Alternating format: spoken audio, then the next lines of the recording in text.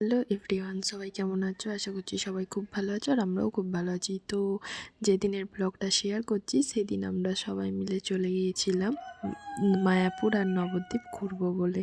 তো আমি মায়াপুরের আগে অনেকবার এসেছি আর নবদ্বীপ ফার্স্ট টাইম। তো চলো সারাদিন কী কী করি, কোথায় কোথায় কী কী দেখি, কোথায় কোথায় ঘুরি, কতগুলো মন্দির দেখি, সবটাই তোমাদের সাথে শেয়ার করব। তো আমরা নবদ্বীপ স্টেশন থেকে একটা টোটো বুক করে আমরা চলে এসেছিলাম।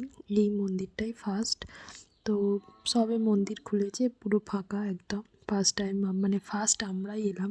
তো তেমন কোনো ভিড় তো ছিলই না, পুরো ফাঁকা ছিল মন্দির। খুব ভালোভাবে দর্শন পেয়েছি ঠাকুরের। তো দেয়ালে কিছু নিমাই আর শ্রীকৃষ্ণের কিছু চিত্র তুলে ধরেছে এখানে। তারপরে আমরা এটা চারপাশ দেখে চলে গিয়েছিলাম ওপরে। তো যাই হোক, সেই ক্লিপটা না আমি নিইনি। ওপরে এখানে এসে চারিদিকে কৃষ্ণের কিছু বাল্যরূপের চিত্র দেখলাম। এটা গোবর্ধন পর্বতের ওপর ভগবান শ্রীকৃষ্ণ বসে আছে। তো তারই কিছু চিত্র এখানে। চারিদিকটা এতটাই সুন্দর আর এমনভাবে সমস্ত কিছু ফুটিয়ে তুলেছে যে যেন মনে হবে পুরো অরিজিনাল। না এলে সত্যিই খুব মিস করতাম।